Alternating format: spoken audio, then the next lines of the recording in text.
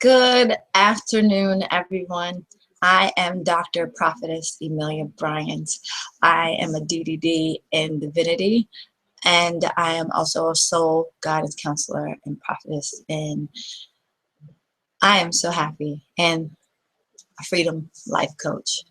So I am so delighted. I am also the founder of Reflection Talk Radio. Some of you will know me as Emmy Wu on the talk show. That is my baby name that I've been blessed with from my grandmother. And I'm also known by her name that was given to me. So blessings to her, to the heavens, and honor to her. Also, we are a housed organization, a nonprofit, which is called Do You Really Care? We have a prayer community called Let Not Your Heart Be Troubled. That is on Facebook as well. Do You Really Care Sisters page and Reflection Talk Radio on Facebook. So if you would like to join us on there or follow us on Do You Really Care with a K on Instagram as well. Also, if there's any questions that you want to ask me, please, you can email me at breakmymirrors@gmail.com. That's breakmymirrors@gmail.com. Anything about Do You Really Care, you can email me at ebryant@doyoureallycare.com as well. So I want to say a salute and shout out to the Georgia Atlanta Spartans. They are having something November 21st. So if you're here in Atlanta, make sure you go to the YWMCA. The Georgia Atlanta Spartans are having something very wonderful. And we support all the organizations for the cause. We support in medical, we support in all organizations that are helping with children, family, lower income families, even family middle class.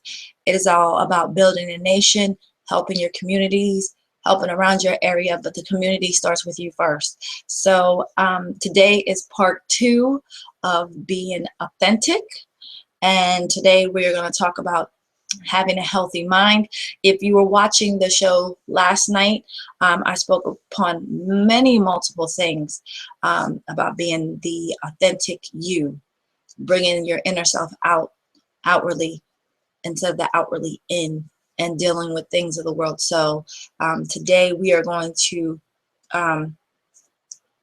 go back on some of those questions. For those that are new listening in, I'll go over those questions if you want to jot them down. If you want to talk to me, you can email me any information that you want to know. We could have a private session. The first 25 minutes or to an hour is free.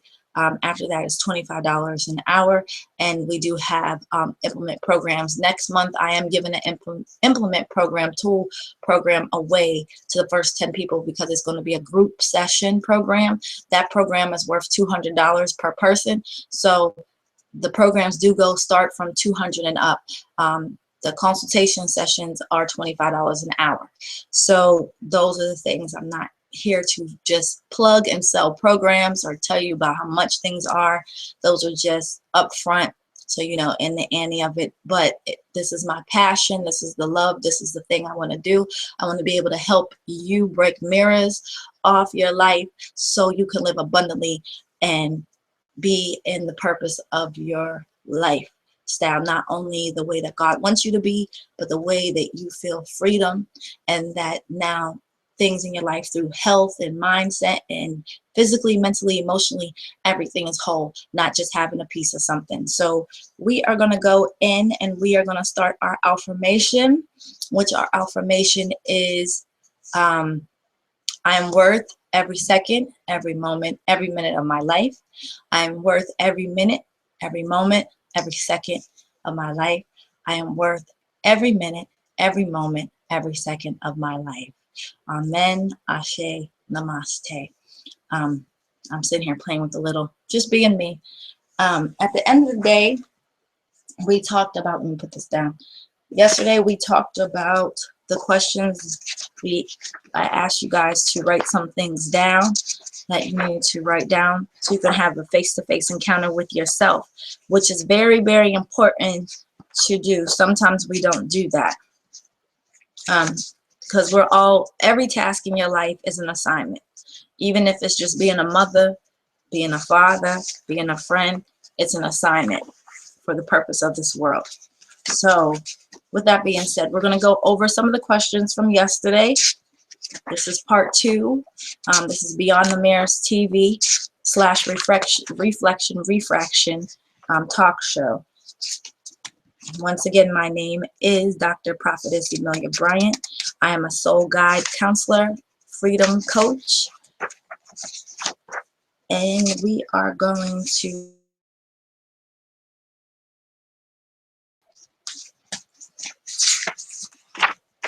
okay. Some of the questions were for you guys to write down all your problems that you were having from the outside world. That means your workplace, dealing with the outside world, the environment. How does that affect your life? To your inside your home, how does that affect you? You know, some of us come home from a long day's work, as I spoke about yesterday, and you know, we had a rough day with the boss. We know we got to get home to the children, have more of a rough day with our husbands or our wives, and you know, your tasks are not done, your assignments are not done. You want to take a bath, you want to take a shower. Some go have a cigarette, some go have a drink afterwards, some just don't do any of that, but there's still pressure and there's still stress. Some feel that after they take a shower and they relax, they change their clothes, that they feel more calmer, but has the problem left, has the problem went away. When you're smoking a cigarette, you're adding the problem.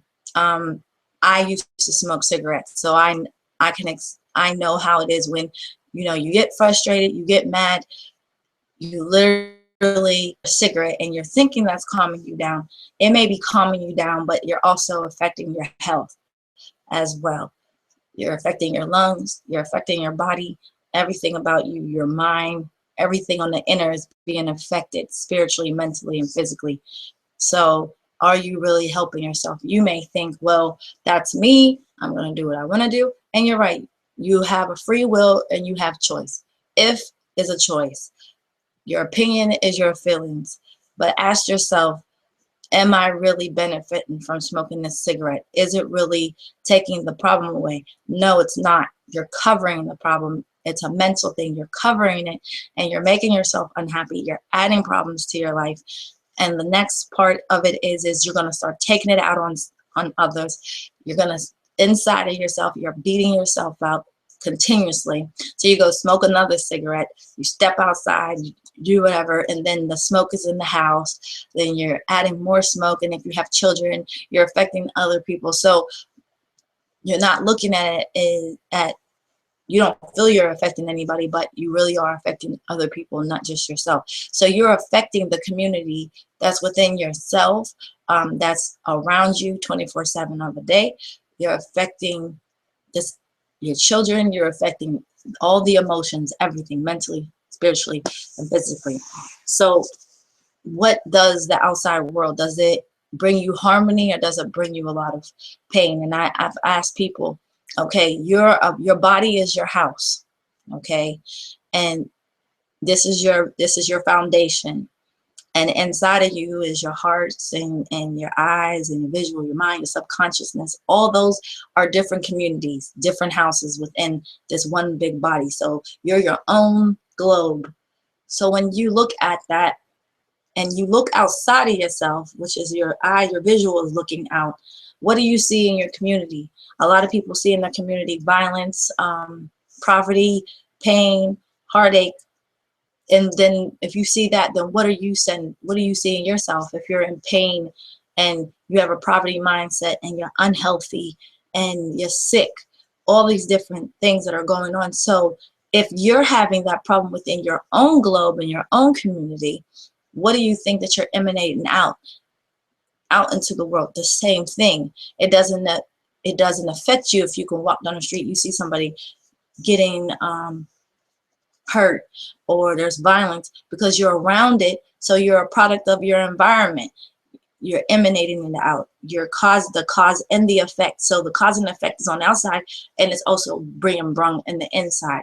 So it's the cause and effect of things around you. So your community within yourself, your foundation, spiritually, mentally, physically, all those things have to be in line, health-wise, everything. So with that, the cause and effect. So these are cause and effect questions that I'm giving you to write down. So for those of you that are watching now, those of you that will watch this later, I will be back on later on Hangouts again.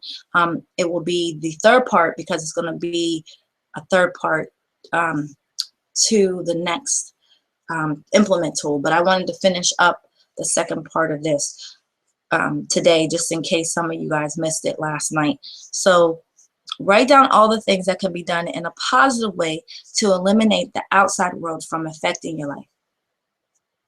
Now you might say, what do you mean by that? What are the things that are positive that you can bring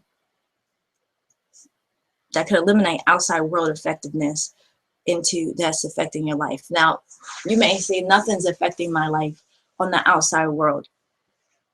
People that you deal with are outside of you. They're not of your family. I mean, family is outside of you, but if it's affecting you, people that you deal with every day, your workplace, your boss, those are outside things. The environment that you live in is an outside thing. You know, it's not, your community is not taken care of. That's all affecting who you are on the inner. So what positive ways can you help out your community? How can you better yourself with helping out the community? Maybe that will make you feel better on the inside. How can you deal with the workplace better? You know, at some of the companies nowadays, they have, before they start work every morning, they have the empowerment, motivational thing for their coworkers, so they could let off some steam and stress. Because whatever's going on in your home, you bring it to work. You know, you ever heard of that saying, you know, whatever, leave it at home, or leave, however we used to say it. But you're bringing it to work, your problems. And that's why you can't focus at work, because you're bringing your problems at work. So now you're going to take it out on your boss, and your boss got problems. So it's like this big stackable, everybody's having personal problems and they can't think, or then you have people calling you from at work about the problem. So then you're at work arguing with your significant other at work. So it's still brung on the outside, and it's still bothering you on the inside, and you're then bringing it piled upon. Then you take it out on your kids, and then it's just an everyday cycle. So what things, you know, these are the things that you have to have a face-to-face encounter with yourself first to see where you're at. Are you over this? Can you get over this? Is there positive ways? Everything that has a cause and effect can be solved, can be cured. Every problem has a solution. That's only if you really want to solve the problem. You know what I'm saying? If you really want to solve the problem. So the next question is write down all the things who have hurt you or you're dealing with. Some of us still deal with people. We always go back and say, okay, I'm not going to deal with this person anymore. I'm not in love with this person anymore. But you still deal with them. Now, I understand if you have children or whatever, you know, you gotta come to a common ground. But excuse me. But there is a point that you literally have to find out, are you really done? You know, we always say we're finished with things, but are you really done? You have to set in your mind, you know, our subconscious mind allows so much data to easily be persuaded.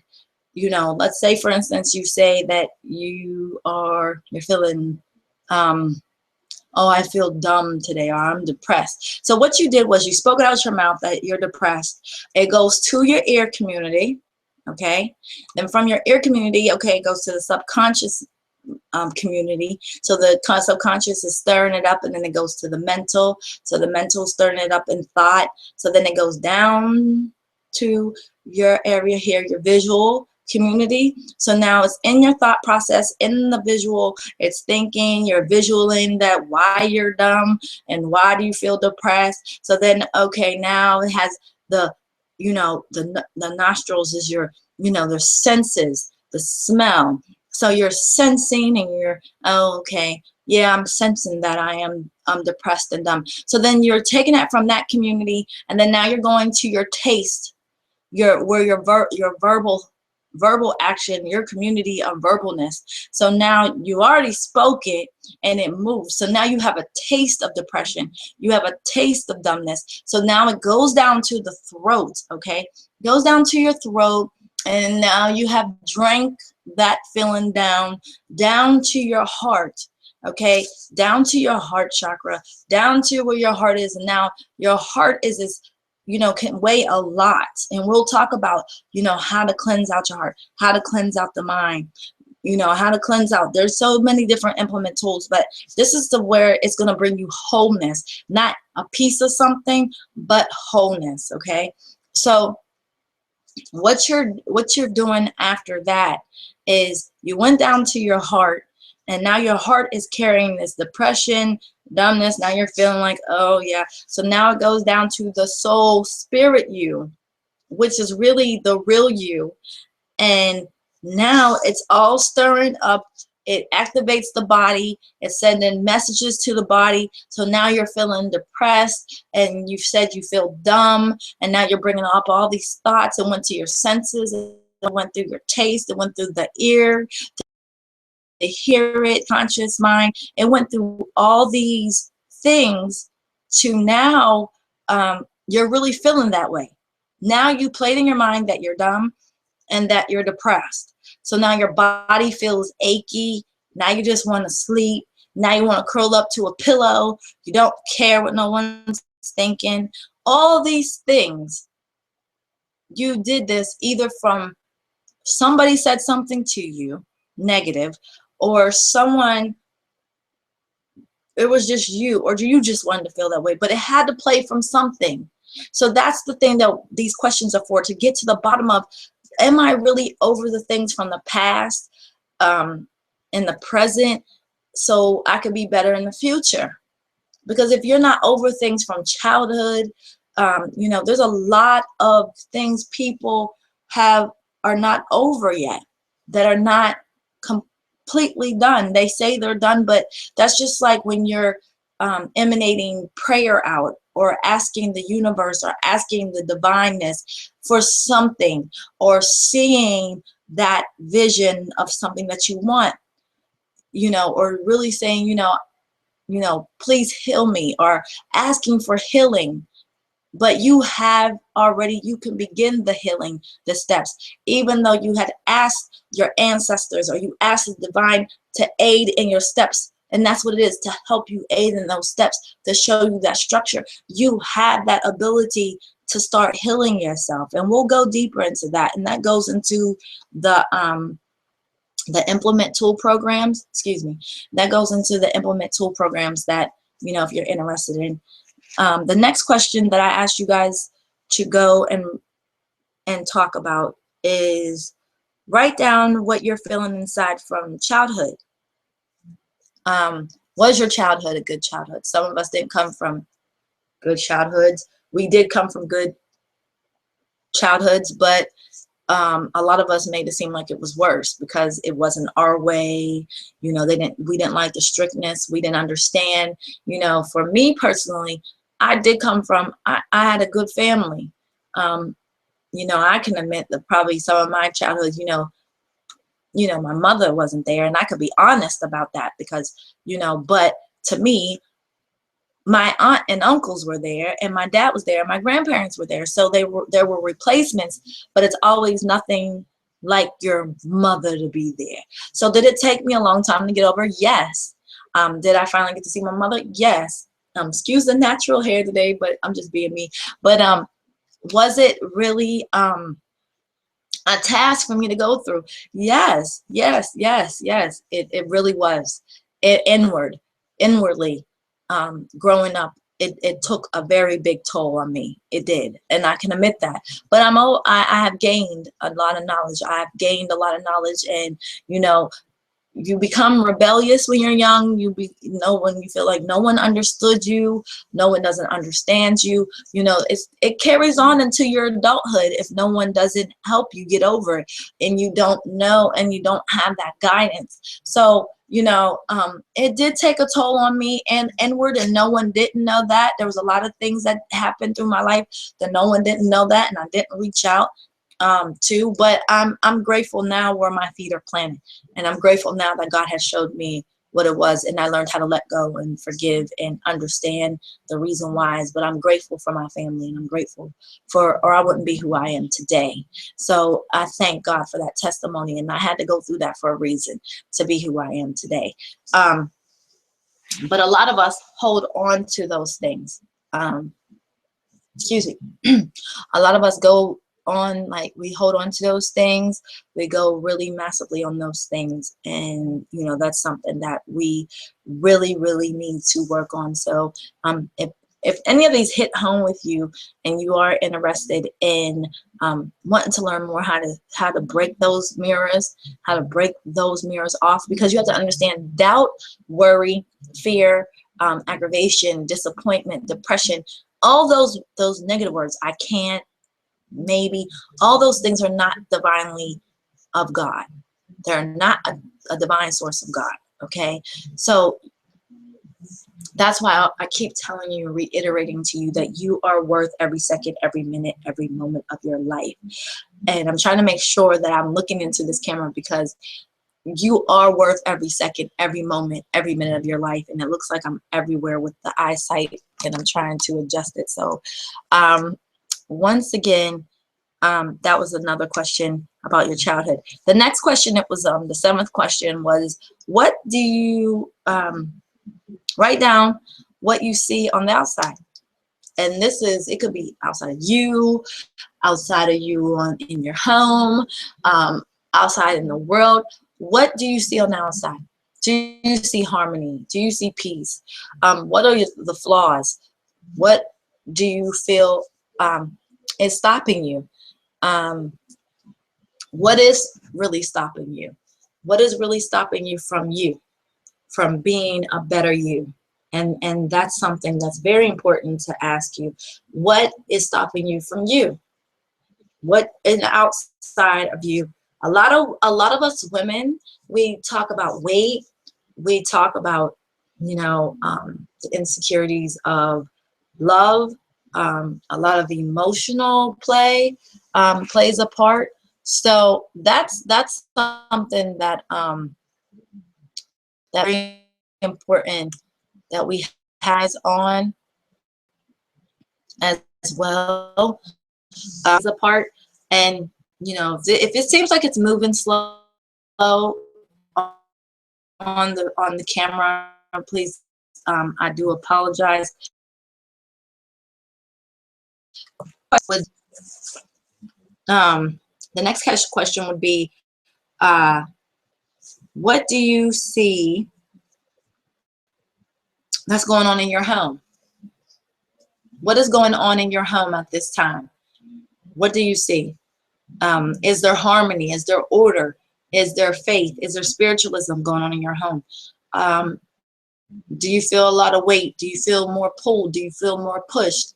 Do you feel encouraged? Do you feel that do you have that support? Are you supporting yourself? You know, that's one thing that I talk about too, is, you know, support yourself. It's not about finance. It's supporting yourself, standing on your ground, standing on your throne, standing on your beliefs. You know, without belief and faith in yourself and of the higher creator, of the source. I don't care if you worship Buddha, Allah, or anything, wherever you find your peace, we have to stop debating, because God is the judge at the end, and God is the sayer at the end. You feel you wake yourself up every morning, but you have to pay homage and be grateful for what God has given us, you know, and the task at hand. I had a morning call this morning with a minister, You know, once again, I'm a spiritual being. I'm spiritual because my God is not a religion. He is a spiritual being. And you know, a lot of people will disagree with me with that. You know, religion to me is the house. It's a house, just like you are a house. It's a community, and it is, you know, no one should be judged of how they want to worship God. You know, wherever you find your peace. I know I went through different my spiritual journey, and your journey never ends. You know, even if someone's different, you're supposed to unite. Children of God do not battle with children of God. Just because it's a title does not mean that's not God's child. You're not God. He may say, that is my child, and do not judge them. You know, he might be dealing with them in a different way. We are there to help each other, and we are there to aid each other and teach each other the way that God wants us to know, the unity and love. And until we have unity and love, it's always going to be a debate, and it's always someone's ego and it's someone's opinion, which is their feelings, okay, and not of God. You know, some people will say, oh, I have the heart of God, but your heart is still of jealousy and envy and hate, and you still have a stone heart. And if you're saying that you have a divinity heart, a divine heart, then you will not be have envy, jealousy, and all those different things that's within you, correct? Yes? Okay. So the next question that I did bring to you guys, once it was, what do you see on the outside? Write down where you're at in your spiritual belief. Where are you at with your faith? You know, I don't, you know, the thing about it is where are you at with your peace? And excuse me if you hear sound in the background, excuse me. That's the background staff. But if you hear it, don't mind it, just focus on me. At the end of the day, where do you see, where are you at your spiritual belief? Where are you at your spiritual belief? That's where you need to ask yourself. And where should you be in your spiritual belief? A lot of us feel, well, I'm comfortable where I'm at. And, you know, you can't put pressure on someone. But I will tell you from experience, don't wait, because believe me, when you finally find that peace, that wholeness, and you find yourself in divinely by God's hand. Yes, I didn't say this walk was easy. I didn't say, but the yoke is easy. But all that weight and all that burden that you have on yourself, it will be taken off, and you will feel lighter. You will feel that you're not alone. You know, I think because we're human, we always have to have a physical thing to see. But if you believe in love, and love is not physical, it's an emotion, and it's an energy, okay, and it's something you, in a human sense, you feel that you can touch love because of the fact is it's somebody that you can hear and you can see, that's telling you you love them, or they love you. But I believe that love is an energy. Everything's an energy. Your thoughts, your body, everything around you is pure energy. And you know what? We'll talk about that one day, about energy. And because how you use your energy and your time is very important for your health and your mind and your spiritualness. So how do you use your energy? How you push and pull it is very important for balancement. So we will talk about energy as well. I just want to do the cause and effect questions for these hours. The next question I had you guys write down was,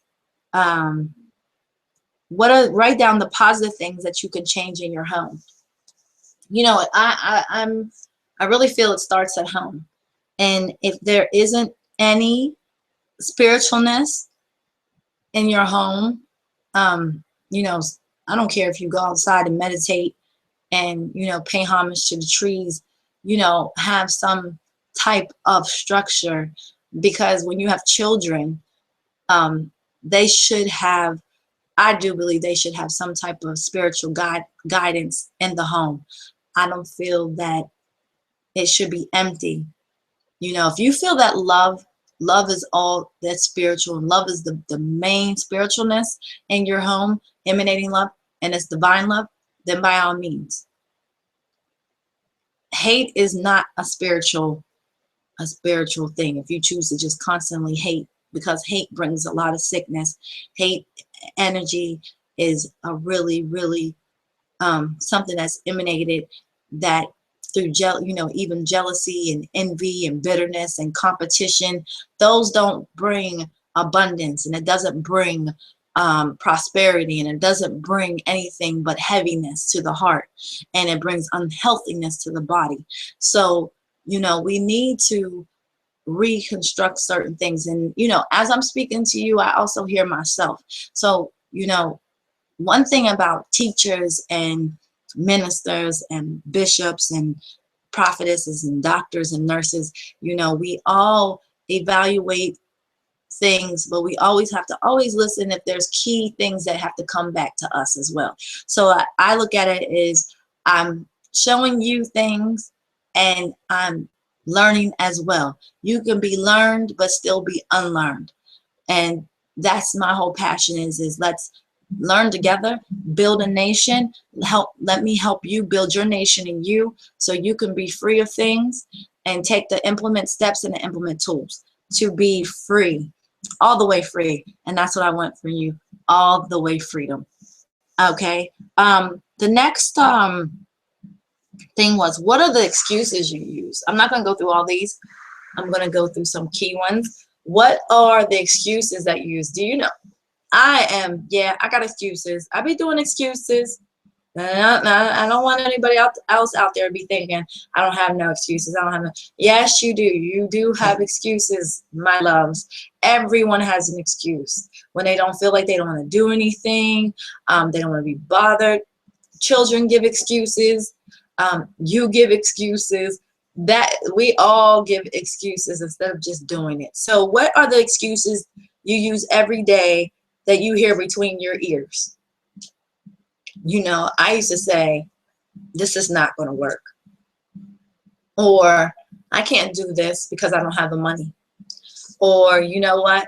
I just give up. This ain't it. This ain't it. When we do that, we're giving up on the mission. We're giving up on the purpose. We're giving up on every evaluation, every dream, because our dreams are outwardly, but the awakenings are inwardly. So that's what I'm doing with the Beyond the Mirrors. Mirrors are reflections of things that we put on our life from the world, and then we have the reflections of the divine God who made us beautifully made. So you have refraction, and I'll explain what refraction is real quick, because I have reflection and refraction. Refraction is when, I give this example all the time, is when you take a pencil, or you say you take this pen right here, and then you stick it in water, and from the beaming light, the way that our eyes, through the retina and all that stuff, through the pupil, it beams down, and we look down at the pencil because of the beam of light, and it hits the water, and it looks like it's bent. Okay? It's really not bent. The pen per se is still straight. Okay? Do we use refraction in our life? Yes, we do. We do a refraction reflection mirror in our life. Yes, we do. We don't do just reflections. We do refractions. For instance, in a relationship, like I said last night, oh, he would never cheat on me. He loves me. That's not true. We try to put these false engagements on ourselves, or we hear refraction of words when people tell different stories so we can be pacified, or so we won't feel that, they got us feeling more better at what's going on. So I just feel that we do use refraction, even at work. You know, you may not be sick, but you might say, hey, I don't feel good. I need to go home. You know, all those different things, but not going home, you're going shopping. You just told a lie. That's a refraction. That's not what it looked like. That's not what it was. Now, reflections is seeing truly what it looks like. The reflection of God. Now, say for instance, God came into the room and all of us was there. And we were happy, and God was like, it was good. Oh, it's good, so good to see you again. It's good to see you, and I'm so happy to see you, and you know, all these good things. And then all of a sudden, you know, after God has talked to us and he's so proud of us and we've done so well, we look beautiful, and he's came down to see us, and he goes, well, I gotta go. And we're like, oh God, are you gonna come back on this new adventure that we're doing? And God says, no, I'm not, because I have faith in you. And you're like, but we need you to see. He's like, no, faith is a reflection of God. Faith is a reflection of God. When you go to a pastor or a father and they tell you, just have faith, my daughter, or just have faith, my son, this is telling you that your faith is not cast out. Sometimes we do lose our faith shoes, and we lose them because we can't find them, but the whole time our faith shoes was there because we allow the refraction of negative things to come on us, and we're making it look like it's not there. We're making things look blind on us. We're making so many different things do a different way, but God's telling you, remember, your faith is not done and it's not gone, that the reflection of me, of my faith, is in you. So when you look in the mirror, and when we break down these mirrors, you'll finally see the reflection of God that's within you, that God has made you beautifully and wonderfully made, that God has never forsaken you. God is right there with you. So as we go through the cause and effects, you know, when you write these down, I want you to think for a minute. Don't hurry up and write out your answer, because I don't want you to look at it. I want you to, like, those down. I want you to cover it up, like, or turn it over and just like, you know, for a minute. Sometimes we don't do that. And that's another question that's not on air that I'm going to ask you. Do you sit still? I'm not saying sit still, watch TV, but do you really get in that quiet space? Do you really get in that quiet space to know who you are? Do you really get there? So that's a question that needs to be, I really don't do that. Do you have time? Do you make enough time for yourself? Do we really make time for yourself? I know I try to do my best. I will say I will try to do my best to make time for myself. But to me, my time is to do this. This is my passion. I eat and sleep this. This is what I love to do.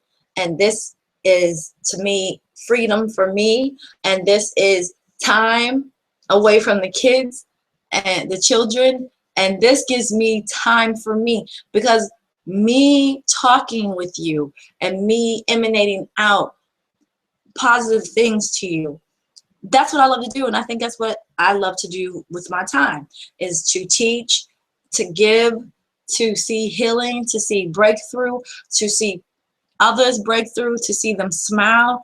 That is very, very important to me. So very, very important. My next question that we asked on the cause and effect exercises was, do you love yourself? Do you love yourself? I hope underneath the comments of this video that I get a lot of people say, yes, I love myself, but I do have faults. You know, you can love yourself for certain things. But I feel, love yourself all the way. Love your stretch marks. Gentlemen, love everything about you. Ladies, love everything. Don't do a virtual mirror looking at someone else's. You shouldn't want someone else's glory, because you don't know their story. You don't know how they got there. You know, everybody wants to live like somebody else, or no, be you. You have a purpose. You were made for a purpose. You just got to know where to put your steps. You're already there. And that's the whole key, is you're there. And once you know you're there, you know, and you see that, you know, that's the thing. So the next question is, in a cause and effect exercise, is, do you have people encouraging you? The way that you give yourself out, being the giver, and, you know, and do you have the same back to you? Are you getting the same support? Are you getting the same treatment? Do you treat people the way you want to be treated? Because if you're treating people bad and shady and taking stuff on people, you can't get mad when it comes back. You know, the karma thing, I really, you know, we do it to ourselves. And, you know, there are lessons to be learned that we shouldn't want to do again. But sometimes we keep falling. We keep going around the same mountain and the same mountain and the same mountain and the same mountain. And sometimes the lessons need to be learned and learned and learned and learned. And we keep falling until, you know, it's a fall. You don't want to hit that concrete so hard you can't get back up. And I believe that you can get back up. I believe that you can, because I did. You know, and I'm learning each and every day more and more of myself, because I chose to. I chose to learn every day. I chose to learn more. This is what I like. This is what I don't like. Okay. These are the things that I want, and these are the things that these are the things that I have. Even if I don't see it in the physical, that the things that I want should be, I have this. And we'll talk about that, using the word I have versus I don't have. Using the words I am instead of I am not. Those are things that are, you know, in the next session that I'm going to talk about. I will be probably talking about the I have and I don't have and I am and I am not. But you are, when you are children of God. You are. You have everything. I don't care if you're Gothic. You have tattoos and piercings. My whole mouth was pierced. Okay? I have tattoos here. I have piercings. I have tattoos everywhere. That doesn't stop the Most High God from loving you. And you don't listen to people, because you're His child. You were made, uniquely made. Why would you want to be like someone else? It's good to say to someone, to encourage someone, say, listen, hey, I want to commend you because I'm weak. I lack in that area. Is there a way that you could show me how you got strong in that area? That's not feeling less of a person. We got to learn to get this pride out of the way. You know, we got to quit letting negativity and the enemy take our minds, and this, you know, we're our own best friends and our enemy and our foe, but we cannot let other entities or other elements stop us from our purpose and our mission in life. The next question that I have, excuse me, how many times are you quick to blame others and really not taking accountability for what you have done? So how many times do you blame someone? How many times how many of you are guilty of blaming and knowing you're just blaming? Some people will just blame anybody just because they just want to feel better. That's not making you feel better. That's inconsiderate. That's selfish of you to do that. That's not great. That's not great at all. I was getting some information here that I wanted to read. Hold on 1 second. Give me a second here.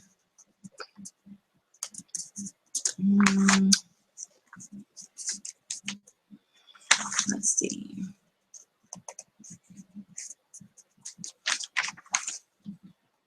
Let's see if I have it here.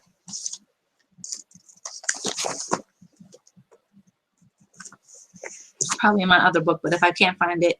So, you know, me being a soul care counselor, I'm not going to say a counselor, but a guide, a soul care guide.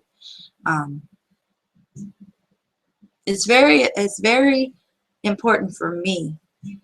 You know, we really got to listen to what we speak about, and we really need to tune in what the other person is needing help on, or just asking for help. You know, having pastoral care, counseling, teachings, or, you know, even if we didn't know each other and we're strangers to each other, I'm your friend more than anything. You know, even to say, well, I don't know her. How is she going to help me? You know, that's just like, okay, you go off of word of mouth. Oh, this movie was great. This movie was, oh, because you go off of word of mouth, right? The attraction of something. Um, the same thing how the word love, you know, I believe men love what they see and women love what they hear. And that's just the cause and effect of things.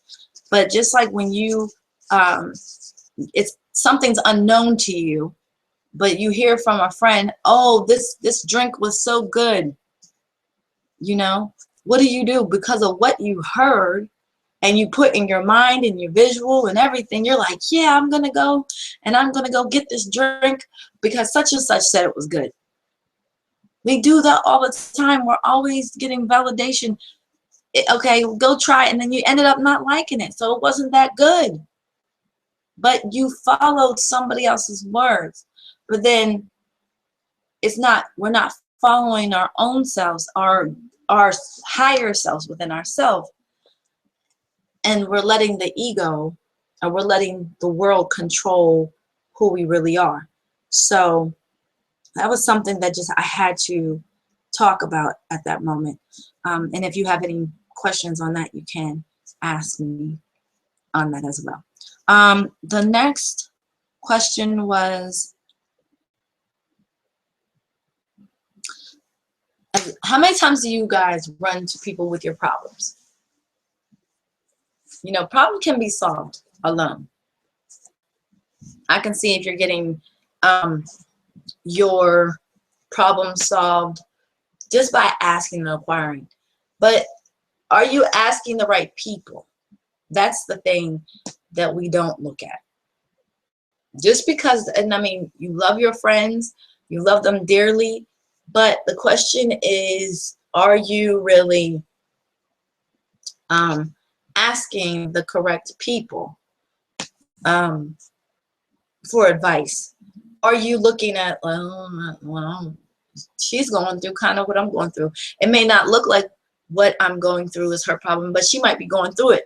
Because if you notice, when you ask people sometimes for advice, right, you end up basically asking somebody for advice. They end up running your business. And then your advice is everywhere around town. And then now it's more added problems, more added heat, and your problem wasn't solved. You just, because now when you walk somewhere, somebody's talking about you underneath their breath. Someone's doing this, someone's doing that. And I feel like sometimes your own problems can take care of within yourself and with God. If you're going to go to someone and ask for help or ask for advice, don't tell it all. Just give a scenario. But watch who you get advice from, and watch your surroundings. Is your surroundings positive, or is your surroundings, is it more worldly like? Is it more spiritual like? You know, I don't feel it's a bad thing for people to be by themselves, because we have to learn to have relationships with ourselves, and so we can, in order to deal with someone. A lot of people don't like to be alone. A lot of people feel like once one relationship is over, they have to hurry up and jump into another one, not knowing they're carrying baggages. You know, when we need to learn to have a relationship with ourselves, and sometimes learning what you like and what you don't like, and learning the spiritual you. I just really feel spirituality is very important. You know, meditation, even if you feel like your spirituality is reading a book, or your spirituality is doing stones, or your spirituality is lighting candles because you like the ambiance of peace. You know, everyone has something to say about somebody's walk, but at the end of the day, you don't know what God is doing. You're not God. You're a little God, and you're a goddess, but you're not the big God that created and master crafted this earth. You're not the master, the headmaster of it all. And sometimes we let that ego and our pride, when we get in position in the titles that we're given, you know, yes, I am ordained. I was ordained officially as of September 28th. Let me read it. September 29th of this year. So I am ordained in ministry. But I didn't tell anybody that. It wasn't nothing, but I shared it now.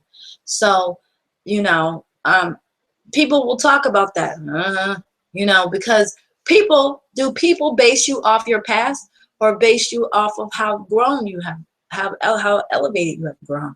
I believe each and every person has come a long way in their life. I don't care what walk of life. Think about it.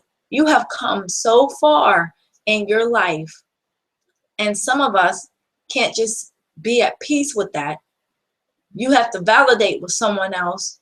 I've come this far and can't nobody. No, you don't have to validate that to anybody. As long as you know where you've come from, as long as you know where you have met the guideline, that's all that matters.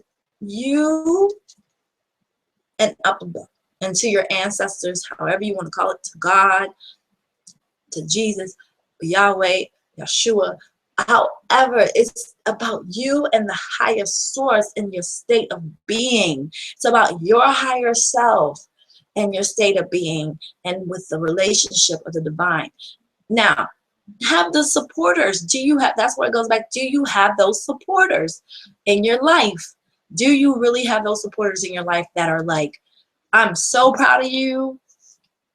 You are really doing it. I'm proud of you. You go, girl. You know, girlfriends, like, hey, ladies, you know, we got to stop hating on our sisters. We got to stop hating on each other, all different walks of women. We literally have to stop doing this. It is really, who cares if her bottom part is bigger than yours? Who cares if her stomach is flatter than yours? Who cares if she has nicer, expensive hair? Who cares if she's doing big things? You can do big things too. Hello? You know, gentlemen, the same thing for you. Who cares if his muscles are big? Who cares what he's doing? It's not about not that you don't care, but you're virtually put in a virtual refraction mirror. You're glorifying something that is a refraction, because you're wanting that, but you're like, you don't realize that you can get it too, that it's right there for you too. If you want to change your body, you do it for you. If you're in the season of wanting to change and revamp your body, then do it for you, not to get another man, not to get a man's attention. Do it for you. Do it because you want to feel good for you. You want to work out for you, not to so he won't leave. If he leaves you, or if she leaves you, had nothing to do with your body shape. They're going to leave anyway. And that's where we have to break it down and realize you are self-inflicting yourself by all these refraction mirrors that you're putting on your life, and it has to stop. It has to stop now. You are letting the ego, which is erasing God out and earth guide only, control your life with your pride. We are not perfect, but if you're emanating perfect, and if people want truth, then you need to start facing your truths about yourself. Start facing your truths about you. And until you do that, until you face yourself, and until you realize, like, oh my God, I didn't know I was doing that to myself. I really was affecting my household. I really was affecting those around me. I really was affecting my job. Things in your life are affecting you to lose your job. Not just government and how the government moves with the laws and regulations and people losing jobs because of cutbacks and things like that. You can't, some things you can control and some things you can't, but you can control you. Not no one else. No one else completes you. Yes, we need each other in a relationship. No one should not be alone, but you need to be alone to reevaluate yourself and reintroduce yourself to the world. It's very important for you to reintroduce yourself. You know, say it in the mirror. That's like me saying, hello, I'm reintroducing myself. My name is Amelia Bryant. I am a mother, a father, and all, because mothers are mothers and fathers and all. You know, fathers that are raising kids by themselves are mothers and fathers. So, you know, you could say that jokingly, but I'm a mother, I'm a sister, I'm a teacher, I'm a minister, I'm a prophetess. I love doing what I do. I care for the world. I care for the homeless. You're reintroducing yourself. Let the past go. And those people that want to just judge you off your past and always saying, oh, she's not going to do that, it's not going to do that, you know, they need to ask themselves, well, what are you doing?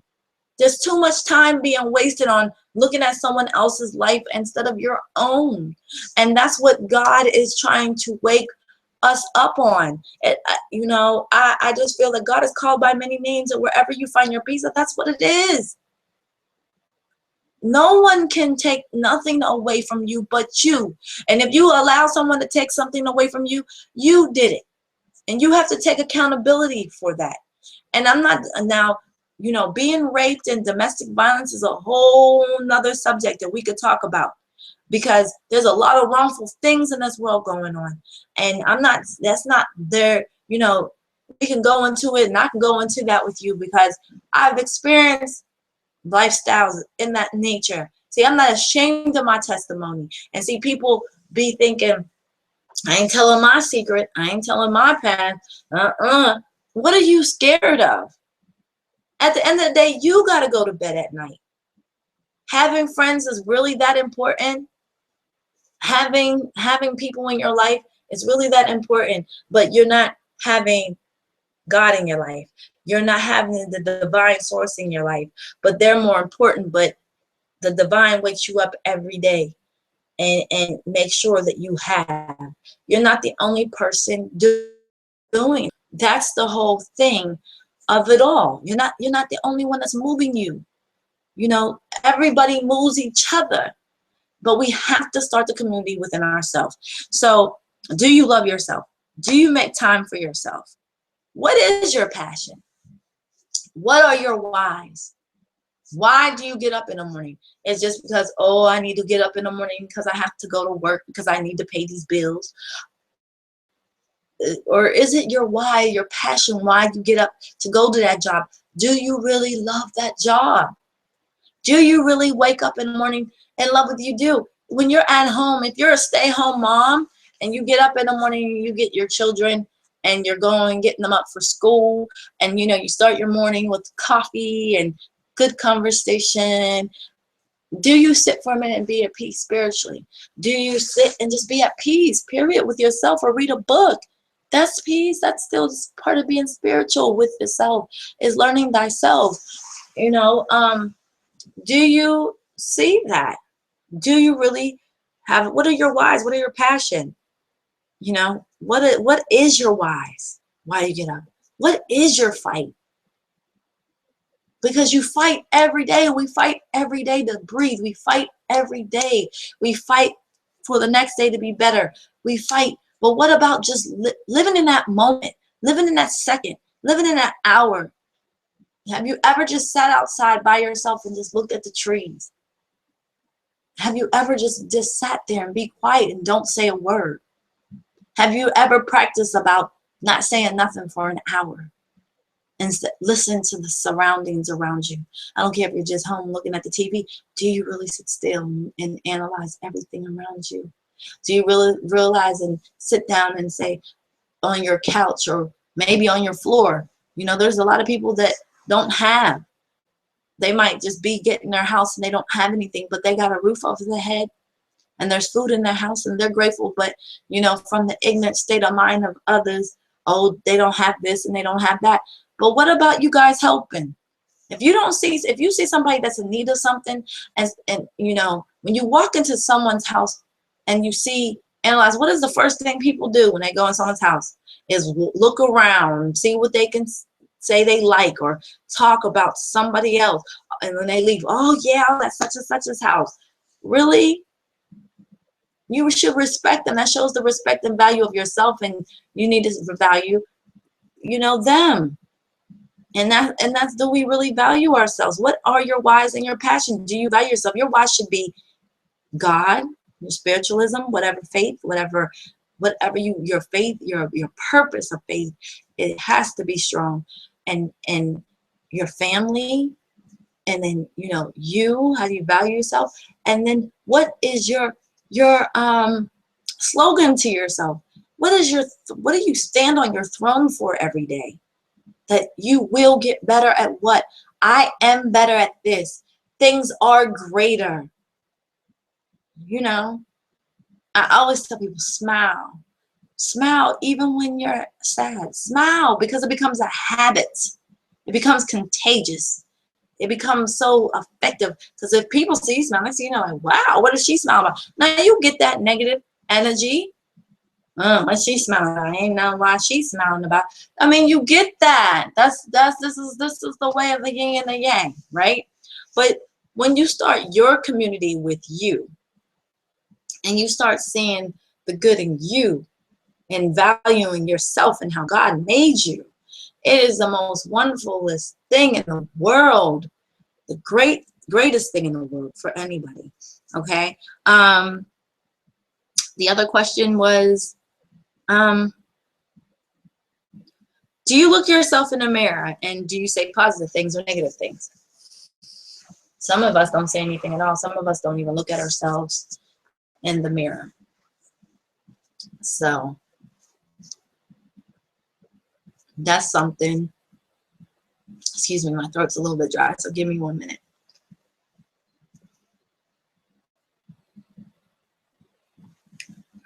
Real talk conversation. Real talk, you know. Real talk, I promise, real conversation, real talk. So if things are going a little bit slow and it looks weird on the channel, just please bear with me on it. We're still going, and I thank the ancestors and God for me to be able to still keep going. So the next thing about it is basically, you know, do you speak positive things or negative things in your life to yourself? How much percentage do you feel? I would love to see hands right now. I would love to, once you watch this video, let me know if you say more positive things or more negative things in your life. More positive things or more negative things in your life. Let me know if you do that. I used to say a lot of negative things. You know, I've worked on, and I am still working on. It's a habit, you know, when you say, but if maybe, you know, we got to get those. It's a learning process. It's a learning process of getting things out of the mouthage. So those were some of the questions. The one other question that I want to say is, do you compare yourselves to another? And do you compare yourself? Do you compete with people? Do you think that's healthy or unhealthy? Competition can be good for certain reasons, but then, you know, others are not good. Okay. Now, I want to talk about keys to a healthy mind. We'll be on here till 3 p.m. and then later on tonight, if you want to be on Google+, look for Beyond the Mirrors TV, Authentic in the comments, and Reflection/Refraction, and you will hear. I'll only be on there tonight for about an hour tonight, because every day I will be speaking, doing live feeds and things of that nature. Okay, so we're going to try to, the goal is to do it every day. But if I don't get to every day, it still will be made, regardless if it's not on the next day. But every, you know, we're gonna get it together, you know, however the ancestors and the divine see fit. Right? Right. Okay. The next thing is the keys to a healthy mindset. So on that,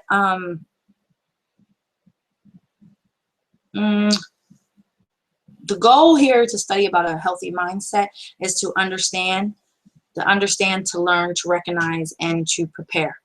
Okay? So, self-talk. Self-talk refers to the dialogue that goes on inside of our heads when faced with conflict or life challenges or even simply day-to-day concerns. So, we do a lot of self-talk. we don't answer it, but we do a lot of self-talk quietly without saying anything, you know. Relationships, because I know relationships can be a hard thing in the world. We deal with relationships every day. I don't care if it's work, your children, everything we deal with is a relationship. Going to the post office, we're dealing with a relationship. Going to the grocery store, it's a relationship. So everything you're doing is relationship. So in relationships, self-talk refers to a dialogue that goes on inside of our head when faced with conflict or life challenges or even simple day-to-day concerns. So it is also through, we have internal voice. We have an internal voice inside of our head that determines how we are to perceive every situation. So you know when you want to go do something, but then the internal voice tells you, you know, you ain't supposed to do that. You know better than that. You shouldn't do it. But we go with the second, I'm going to do it anyway, when we end up getting messed up in the end. You know, we don't perceive it, the first voice, as it being right, because we always wanted secondary, second chance everything. You know, sometimes we have to be careful about what we're being risk takers about at the end of the day. But what we determine in our heads from the eternal voice perceives every situation. Do we really sit down and really, we can hear things and we can say we're listening, but are we really listening? Are we listening with the ego? Excuse me. Are we listening with the ego, or are we really listening with our true self, our true, real, inner, higher self? You wouldn't recognize these thoughts because we have heard them all of our life. Okay, we form these negative or positive ideas about ourselves from things we've heard intentionally from a parent, teacher, or someone who was in authority over us, or they were decisions we made in reaction to some event. So, you know, growing up, you know, when an infant comes out of the womb, it is new to this world. And when the infant's here, it's innocent, it doesn't know fear, doesn't know worry, doesn't know anything. So what happens? The mother and the father, or just the mother, or just the father, or the grandparents, or aunts and uncles who were raising this child now has been given authority over this child, because this child is a baby and it's hopeless. It doesn't know how to speak. It doesn't know anything. So you're forming this child, okay? You're forming this child to be in the structure you want it to be. I'm moving around here. So as growing up, the child doesn't know how to lie. So the minute as a child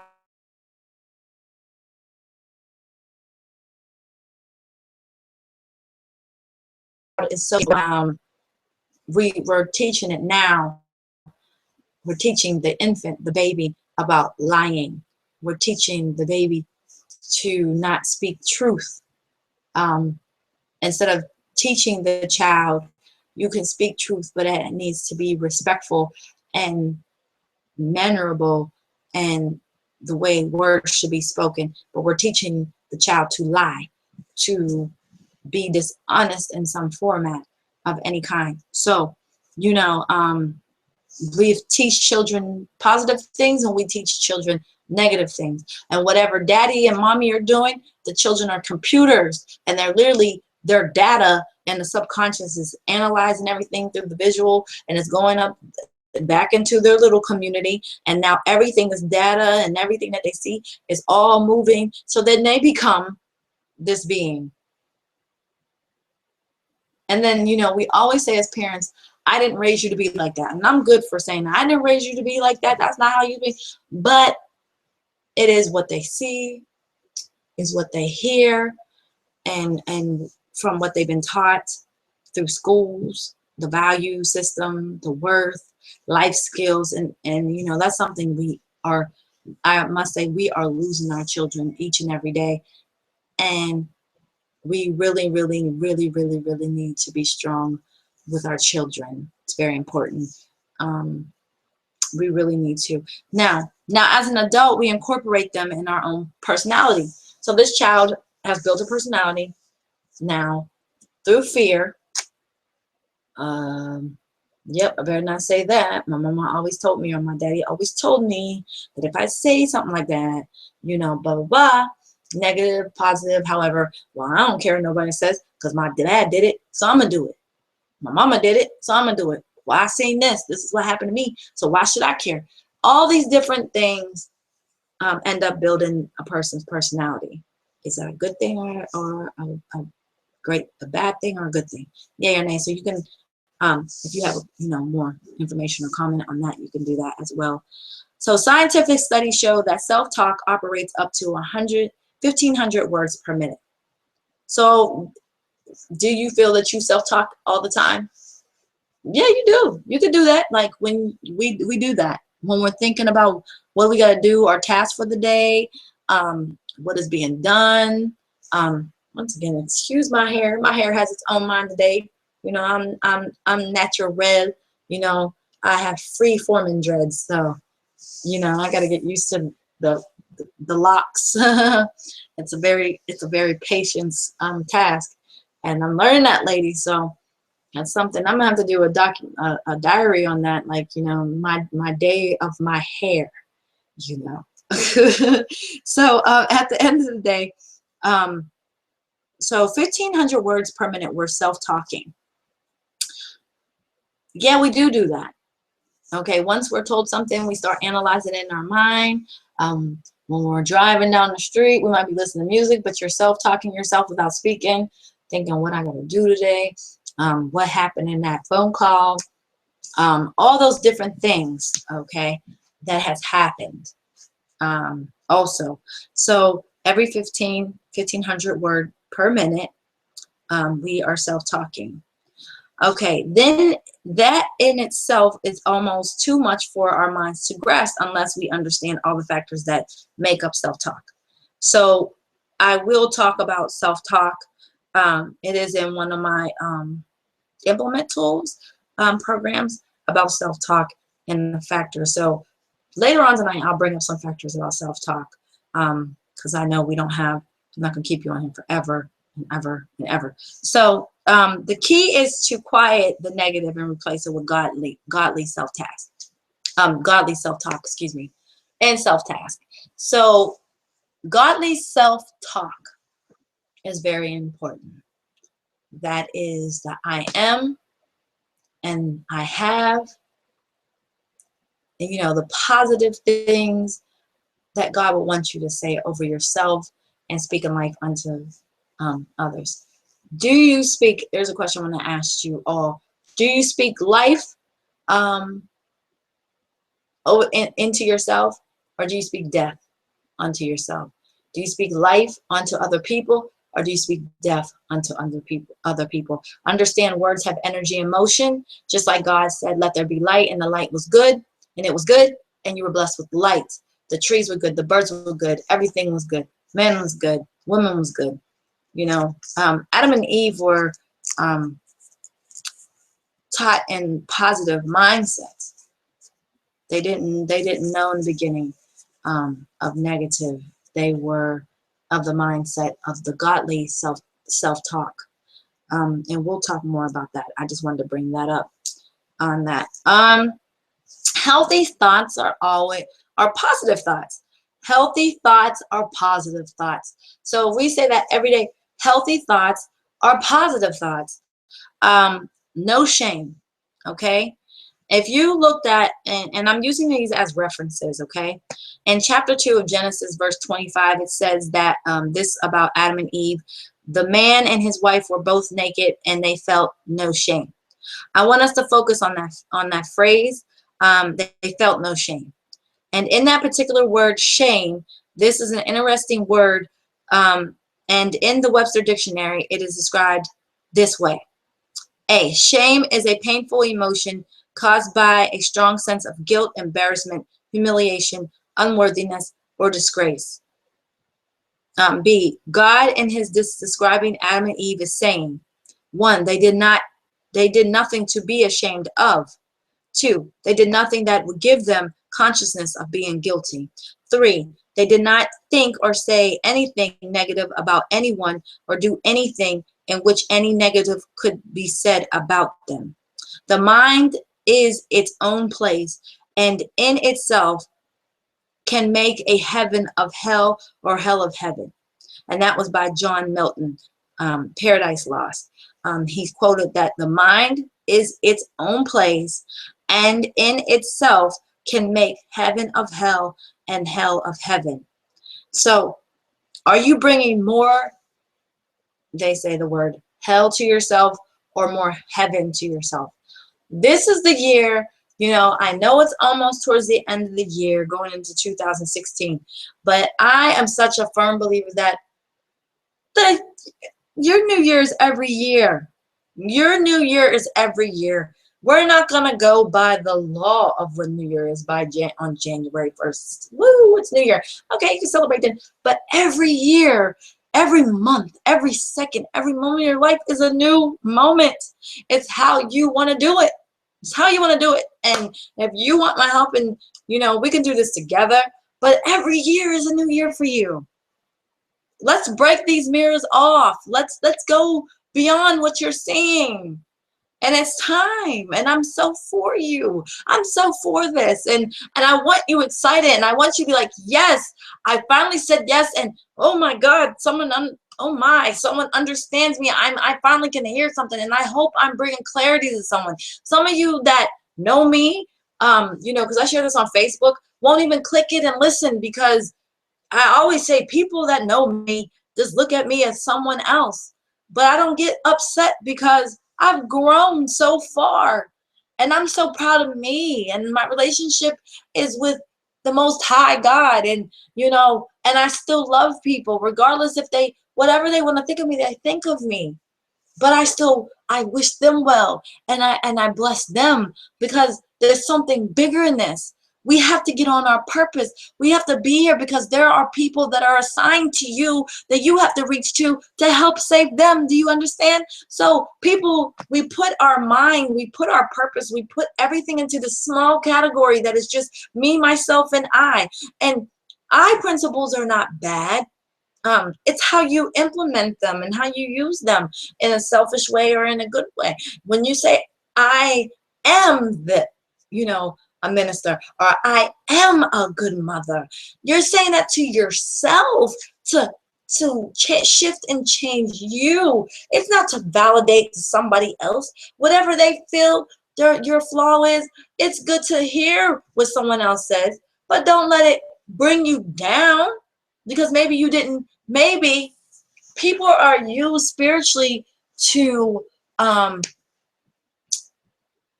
be told. Sometimes your reflection spiritually, excuse me, sometimes your reflection spiritually will go to someone else, and then someone you don't know might come up to you and go, hey, and I've had this happen to me, and I didn't look at it as like it was a human being. I literally went and was like, who is this? Okay, what is this person saying to me? And I had to really sit, because I've been taught, divinely taught a certain way. So when this lady, I was at the mall, came up to me and was like, why do you have so much money underneath your feet? And I'm like, huh? I looked down, like, I ain't got no money underneath my feet. But I had to look at it as my reflection. She was spiritually connected. And there are those who have those giftings. And, you know, she went on and told the story. This woman didn't even know me. But I had to look and see that sometimes when we don't look ourselves in the mirror, we don't speak positive things to ourselves, our reflection will go to visit someone that is highly divinely and God to come visit you or pass you, or someone might just be touched by God or touched by something divinely made, or a guardian of you.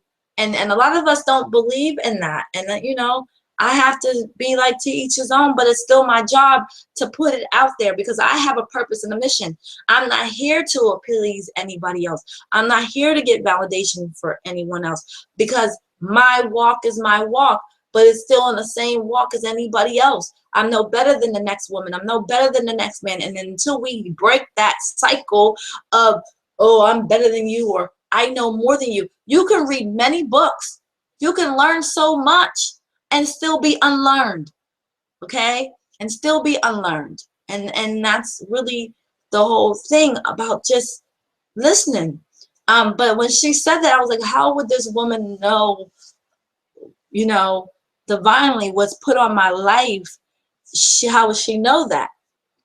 So she hit it on the spot with me, you know, and I knew, and I came home and I, you know, meditated and I worshiped and I prayed and all that good stuff. And, you know, and I sat and I wrote out, you know, and that's one thing we all need to do too, men and women, even teenagers. If you're listening to this recording and watching me live right now, I really want everyone to really, truly, truly, truly, please, truly start writing down out your feelings. You know, when you write out stuff, if you don't want to talk to nobody, write it out, get a lock on the book or something, put it up. That removes a lot of weight off of you. It removes so much weight off of you. It's amazing how it does, you know.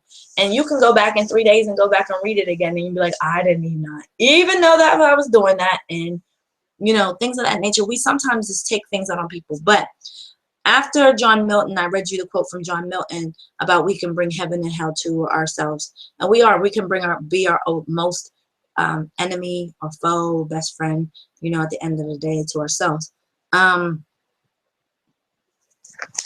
So he was also saying that their body language portrayed a healthy image. Does your body language portray a healthy image in yourself? It was also saying that Adam and Eve were healthy in every way, mind, body, and soul, because they didn't have impurities on them. They didn't have negativity on them. A lot of us feel that once something horrific goes on or catastrophic in our life, that nothing can be changed. The health cannot be changed. I believe, and you know, I hear it from my fiance. My fiance will say, as long as you're breathing, there's still hope for you to live. And I believe that God said it. You know, I believe each and every day when you see a child being born, there's still hope. I believe when you wake up every day, you still have a chance to live. You are alive. You are who you are. I believe it. I believe it. I believe it. I do believe it. So I believe whatever, know it and feel it. See, that's another thing we're going to talk about. There's so much series that I'm going to bring up because this is a lot of tools. And I'm so blessed to have these tools to share with you. I believe in knowing it, not just believing it, but knowing it, living it, knowing it's fact, knowing you can't take away or add from it. You can add, but it's elevation. You know, there's levels to your life. There's levels to everything. There's levels to happiness. There's levels to peace. There's levels to love. There's levelness to being in your being. There's so much to you. Why would you not want to learn you? Why would you just want to learn just from someone else being in a relationship? There's so much to you, you know, and it goes back to, I just want to help you open those doors and set you free so you can see it, to really understand it, So, free will. Here we go. We must remember that God did give them free will. You have free will. If is a choice. You have free will to say your opinion, which is your opinion, yours a feeling. But do we really give our opinions in a nice way?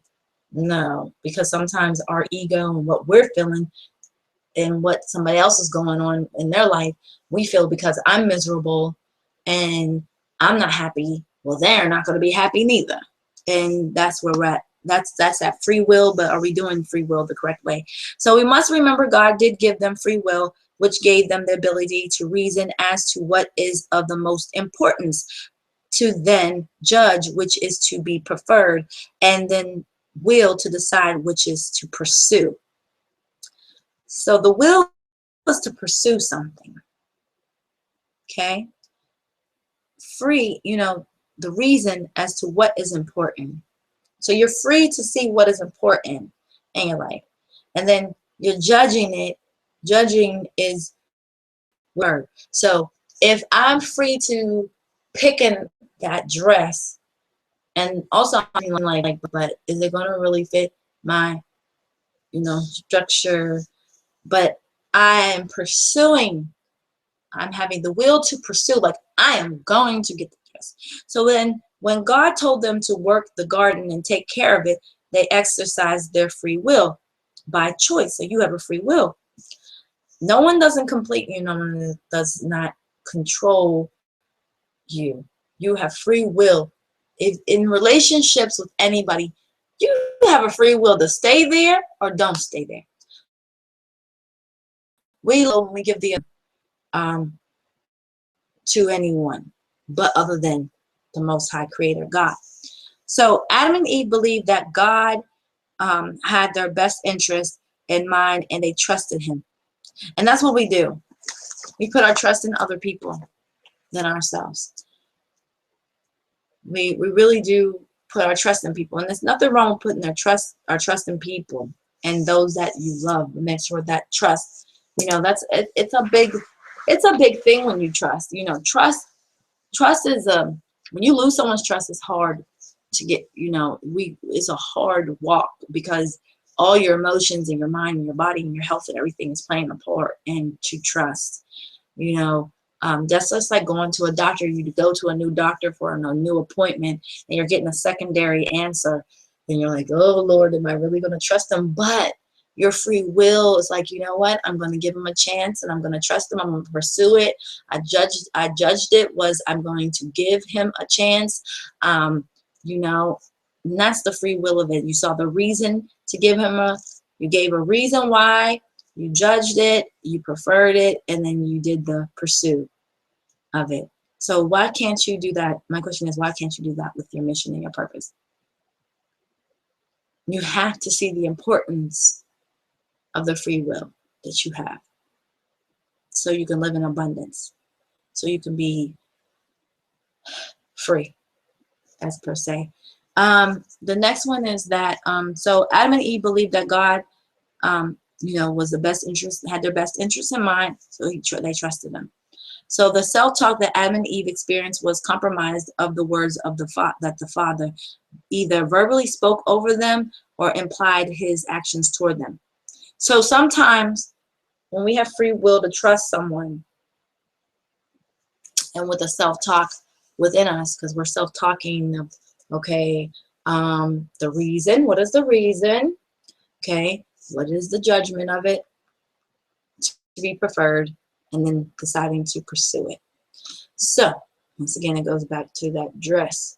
I'm self-talking in my mind. I'm self-talking like, okay, what is the reason why I need it? Okay, it's for this thing here. What is the judgment on it? I love it. I prefer it. Okay, is it really going to fit? You're going back again, and then you're pursuing it. You're going to cash out, and you're going to have it, and you feel great. So they trusted God. They really, really trusted God, the divine source, on what was the actions. And because he spoke over them and he promised protection, he promised everything that he promised to them. Okay, so since these are always positive, the self-talk they experienced was healthy and beneficial because it was godly self-talk. Okay, so when you have someone in a relationship, say you're with someone, and you've experienced where someone tells you, they're going to take your stress away. That feels good to you because you don't want to feel a burden, or you feel like there's equalness, and you feel like you can trust this person with your life, and you feel all these different things that's going on. So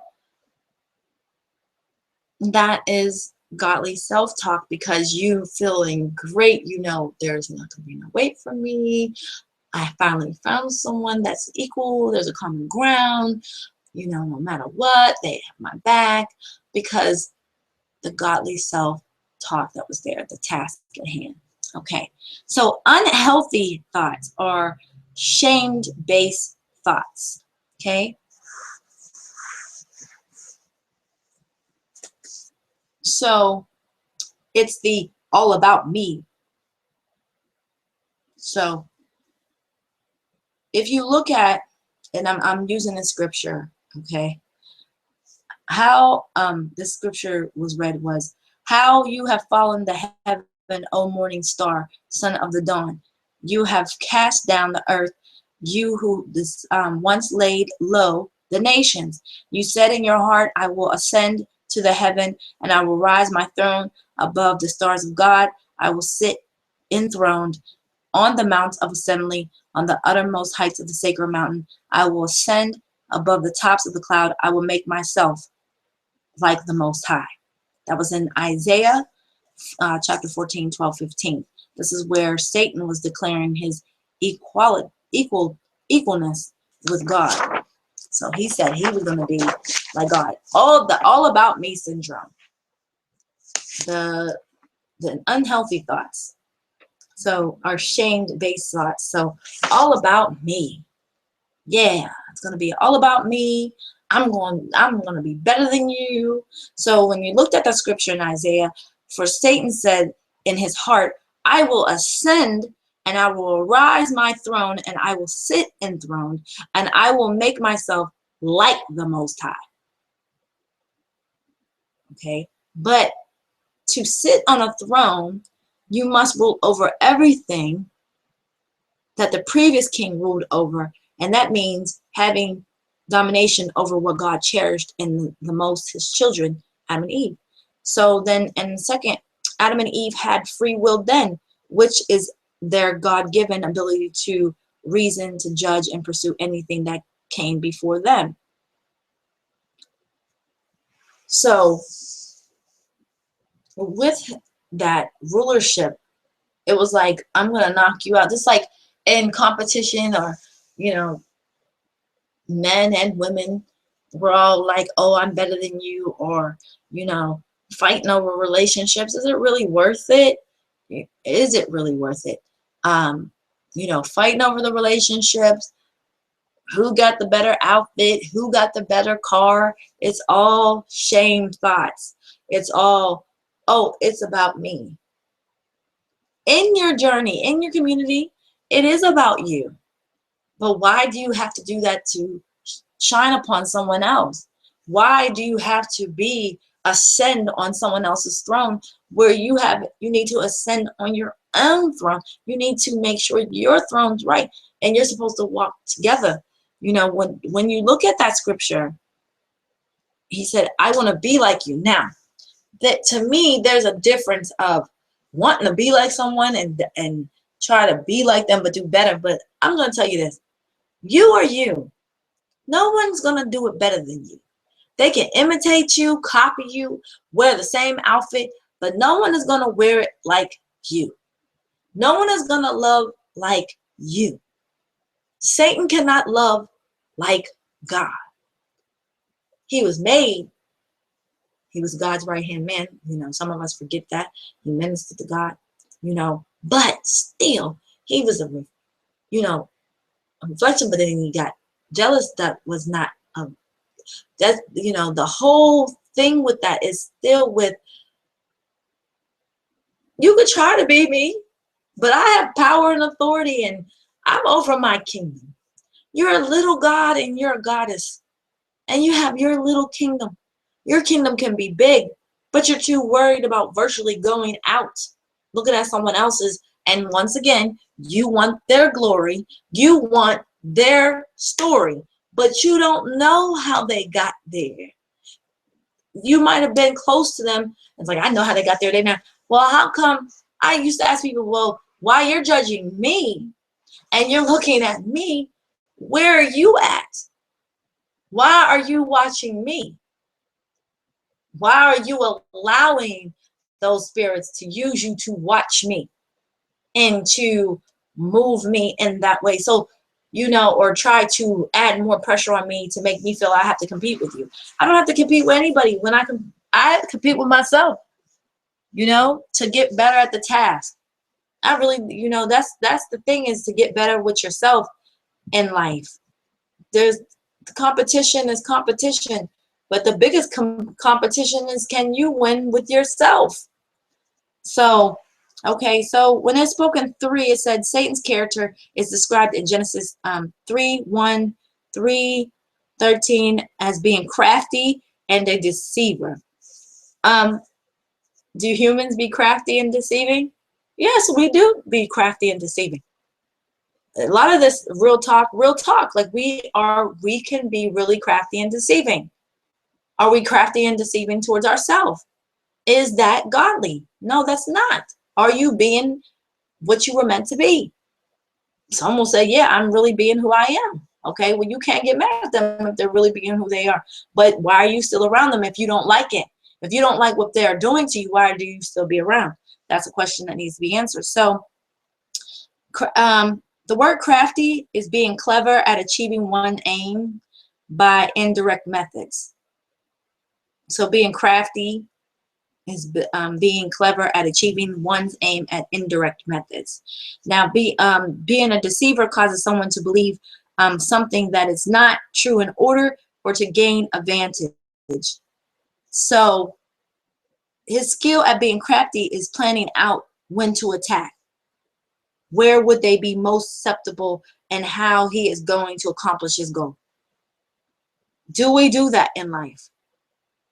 When we're mad and upset and we let the negativity get to us,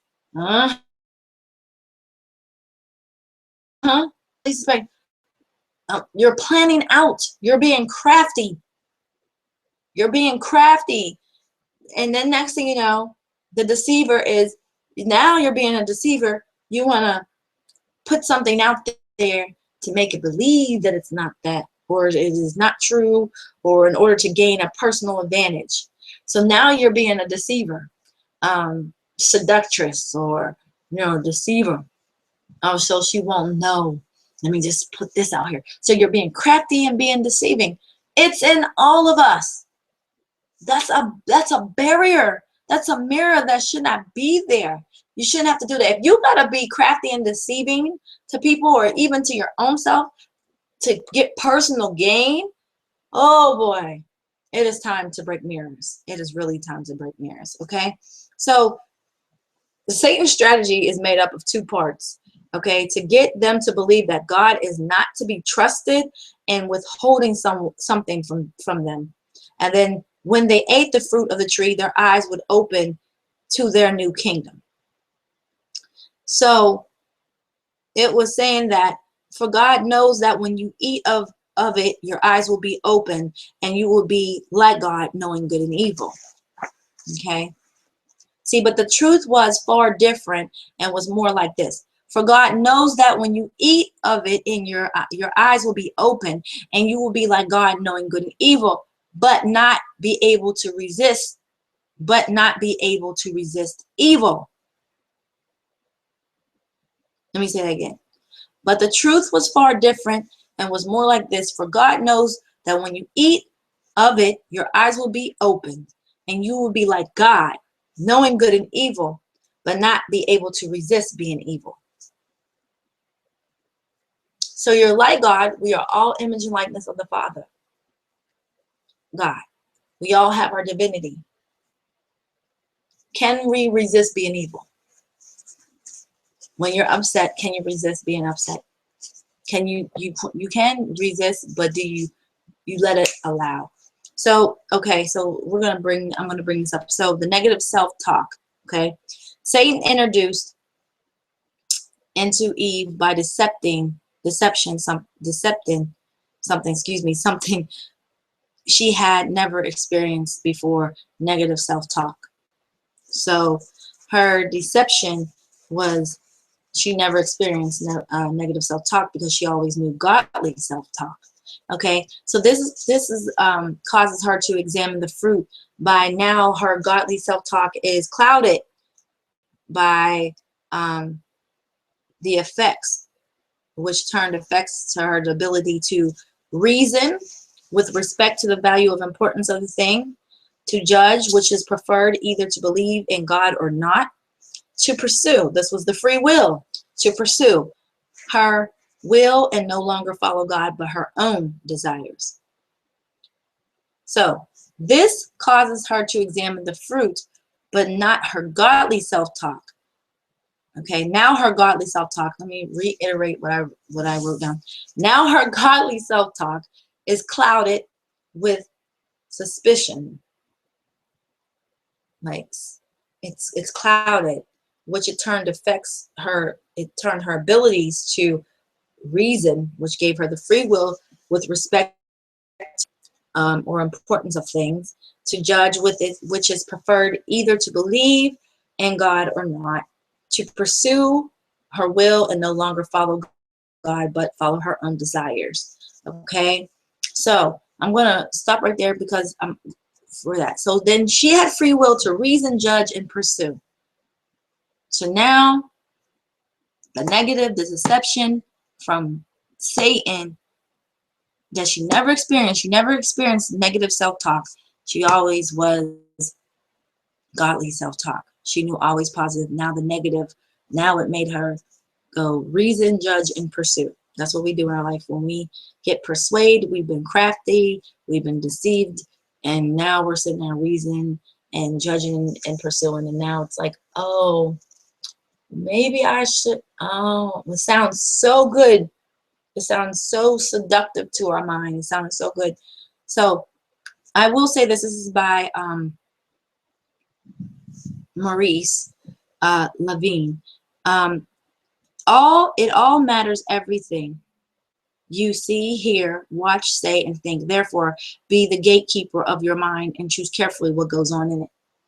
We do have to be mindful of what goes in our mind, especially in our subconscious, because the data we allow everything to go into our subconscious. But we really need to be careful and mindful of what we see, hear, and watch, and say, and think, because we are the gatekeepers of our mind, and the only thing the enemy can do is get in there. Okay, so when it went to B, they bit into and swallowed three distinctive lies, which are foundations of the kingdom of itself.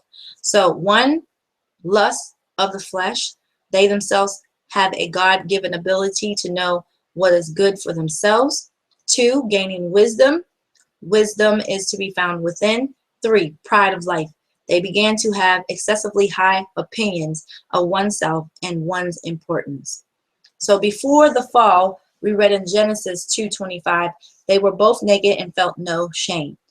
To after the fall, we read in Genesis 3:7 that then the eyes, both of them, were open and they realized they were naked. So one, the difference in the absence of this phrase, felt no shame. Shame is painful emotion caused by a strong sense of guilt, embarrassment, unworthiness, or disgrace. When God arrived at the garden, he called out, man, where are you? First of all, you can't hide from God. A more acute translation would be, what conditions are you in? That was the condition. He's really asking, what conditions are you in, because you can't hide from God. And immediately we hear this shame-based discourse. I was afraid. I hid from you. So once we've been with the negative self-talk, we've been crafty, we've been deceived. Now it's like, oh, once it happened and we failed the task, now it's like, okay, what condition are you in? Why do we put ourselves in that condition? Why did we go this far to think that that was the right thing to do or the right thing to listen to? And now we're at this point of, what is the condition now? Now what is your condition? Now you're going to say, well, I didn't know. I thought really he loved me, or oh, or she loves me, and oh, well, I thought this and that. So now, they were saying, now God's asking, where are you? But like I said, you cannot hide from God. God is all around us. God is infinite. He's around us. He's right there where you're at. He's right where I'm at, because we are in the image and likeness of God, and his presence are always with us each and every day. But what I'm getting at is, they spoke and said, I was afraid. I hid from you. The woman you put here with me, she is to blame. So, oh, the blame game is starting. The serpent deceived me. Oh, the blame game is open. So immediately their self-talk changed. No longer was it positive, but negative. So now it was blame. Now it's being crafty and trying to get over and trying to get out the mess now. Now the mess and the conflict's there. So now you're pointing fingers and you're blaming. There is no positive talk. There's no self-talk. And we do this to ourselves. We literally do this to ourselves. Now the self-talk has changed. Now, did Satan's plan succeed? Yes. Satan's plan succeeded. The seeds of the doubt were planted in Adam and Eve's mind. So the doubt. They had eaten from the tree of knowledge of good and evil. God must remove them from the garden, lest they eat from the tree of life and never die and be left in this state. So Adam and Eve no longer had faith in God. Even if they wanted to, their negative self-talk would even negate any positive decision they had made as being faulty. We find in the scripture that until the flood, the world was so full of knowledge of evil that the God purposed in his heart to wipe humanity off the face of the earth. Now, they would be like God, thus beginning their desire to rule and reign. Within the heart of every person, there is a God throne. Hello, a place reserved for God alone. When we lose faith in God and ate of the fruit, we lost him as our God. Our desire was to be like God, and now we are but a God that sits on our own God throne. Now, you are a God. I'm going to stop there because the next, probably tonight, I'll talk about out of control thoughts. Okay, from the new God, the new King, God King. You know, we'll talk more about that. We'll talk about out of control thoughts. So today we talked about negative self-talk, you know, deceiving, being crafty, the free will, healthy thoughts, positive thoughts. You know, in order to be the authentic you, which is real, bona fide, true, you know, uniquely made, we have to look at what happened. You know, a lot of you will go, why is she reading scripture and why is she doing that? But, you know, regardless of the walks that I've went through in my life spiritually, you know, I have a free will. I can teach in any way, form, shape, because my job is to help those who need to be helped. And the passion of it, as long as it's correct and it's not of evil and it's of good, because I want freedom for those. And, you know, you're going to get the negative, you're going to get the good. Then that's how the world is at this time, but it will change. And I know it will change if people open up their minds and their hearts and quit and stop the judging. I'm not saying I'm perfect, because I do slip up. I'm still human, but I take accountability for my actions more than I used to. So with that being said, when the plan was succeeded, so there was no more godly self-talk. It was nothing. Now it was the doubt and fear was involved. And we do that to ourselves. So you ate the fruit of the deceiver and craftiness. It happens to us in relationships. You know, it happens to us at a workplace. We do it to ourselves. We do crafty, deceiving stuff to our children, you know, to not tell the truth. And then once it's been, that fruit has been ate, that energy has been ate, now it's, oh, I didn't know. But we didn't listen to, you know, we do have our God throne or our goddess throne within us, but there's a throne within us, higher self, to keep us in alignment.